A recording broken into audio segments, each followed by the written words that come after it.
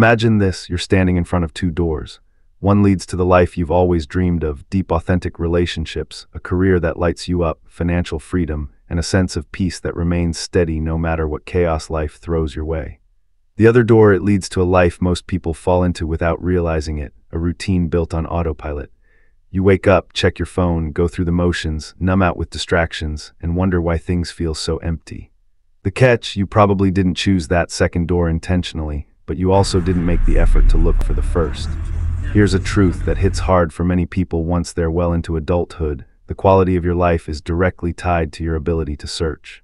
And not just casually browsing or vaguely hoping the answers show up, but actively, deliberately, and intelligently searching.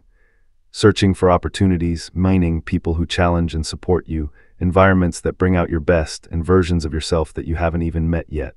Searching is a skill, it's a habit, and if you master it, everything in your life begins to shift.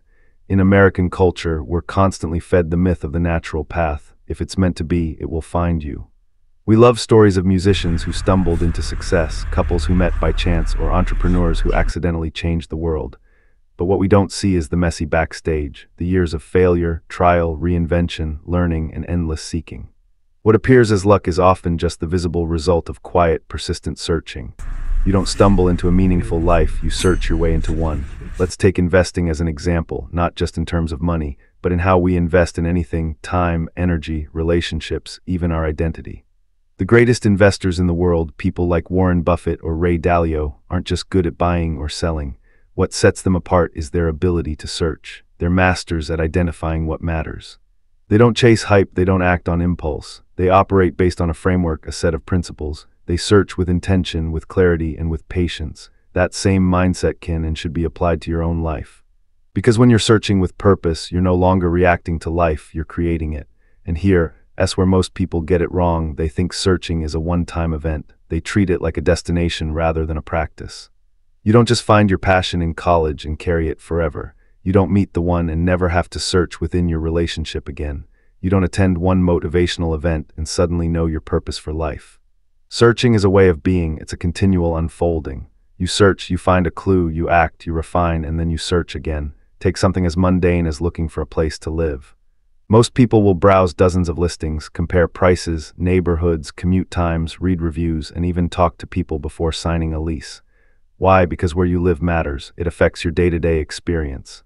Now apply that same level of diligence to your career or the kind of friendships you want to have. It seems obvious when said aloud, but most of us spend more time planning a weekend trip than we do mapping out the kind of life we want to build. And when we neglect the habit of searching, we pay a quiet price. We settle. We take jobs that are fine but kill our creativity. We stay in relationships that feel safe but leave us emotionally drained. We chase goals that look shiny on Instagram but feel hollow once we get there. We begin to live a borrowed life, picking up other people's dreams, standards, and problems because we never paused long enough to define our own. Over time, this creates a low-grade emotional fatigue. You don't know why you're tired all the time, but it's because you're carrying a life that doesn't truly belong to you. To search intentionally, you need clarity. Without it, you're just wandering, and wandering feels deceptively close to searching, but it lacks purpose. Searching requires criteria. You have to know what matters. If you're looking for a meaningful career, ask yourself, does this job challenge me to grow? Will I regret not pursuing it in 5 years? Is it aligned with my values or just with my need for a paycheck? If you're looking for a partner, the questions might be, do we thrive under pressure together? Do they bring out my best self or drain me? Am I with them out of fear or out of genuine respect and compatibility? Trying to search without a framework is like typing into Google with no keywords. You'll either get a million irrelevant answers or none at all. Searching well means knowing what you're looking for, even if it's just a rough sketch.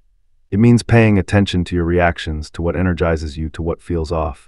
It's about learning to listen deeply to yourself, and like any other skill, searching gets easier the more you do it. At first, it's slow, you doubt yourself. You second-guess your choices, you make mistakes, you fall for shiny things, but with practice, your internal compass sharpens. You begin to sense what's right more quickly. You notice red flags earlier. You stop wasting time on things that aren't aligned. You develop a kind of inner radar, and that's powerful. In a culture obsessed with efficiency and optimization, searching is the ultimate meta skill.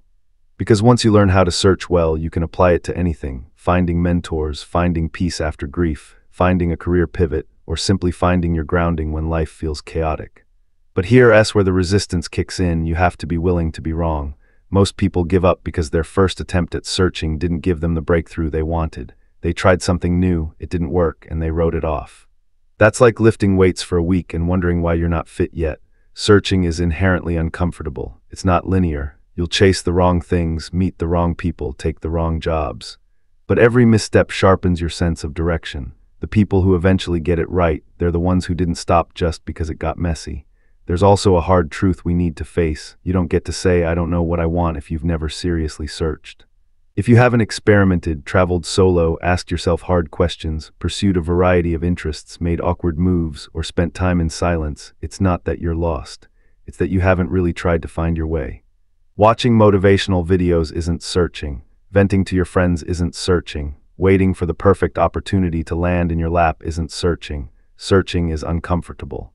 It requires action, curiosity, and most of all, humility. But when you do build that searching muscle, the return is enormous. You stop panicking when life throws curveballs. Instead of spiraling, your first instinct becomes, okay, time to figure this out. What's the next clue? You stop comparing your progress to others because you understand that every search journey is unique. You begin to feel more in control, not because you've mastered life, but because you trust your ability to navigate it. And perhaps most beautifully, you create your own version of luck. You start to notice that the more you search, the more prepared you become. And when opportunities arise, you're ready, not because they were handed to you, but because you went looking. Searching, at its core, is an act of self-respect. It says, "I'm not content with the default. I believe my life is worth building." It's about owning your agency, refusing to stay stuck, and saying, "Even if I don't have the answer yet, I will keep showing up until I do." If there's one message you take from all of this, let it be this: the answers you need are out there, but they won't come find you. You have to go find them. And if you're feeling lost or overwhelmed right now, don't think you need to change your entire life overnight. Just take the first searching step. Maybe it's asking someone you admire for coffee. Maybe it's researching a new field of work. Maybe it's journaling about what you can't stop thinking about. Maybe it's admitting that something's missing and that you're ready to start looking. You don't need to have it all figured out. You just need to get curious. You just need to start looking. And once you do that, once you truly commit to mastering the art of searching, you'll find that the life you've been waiting for isn't behind a locked door. It's been waiting to be found all along. I hope you found this video helpful. If you enjoyed today's video, be sure to hit the like button. It might seem like a small thing, but because of how the YouTube algorithm works, videos with more likes tend to get shown to more people. So your like really helps this video reach others who might need it too. And if you find my content valuable, consider subscribing. It really helps more people discover it. Thanks for watching, and I wish you and your family good health and peace. See you in the next video.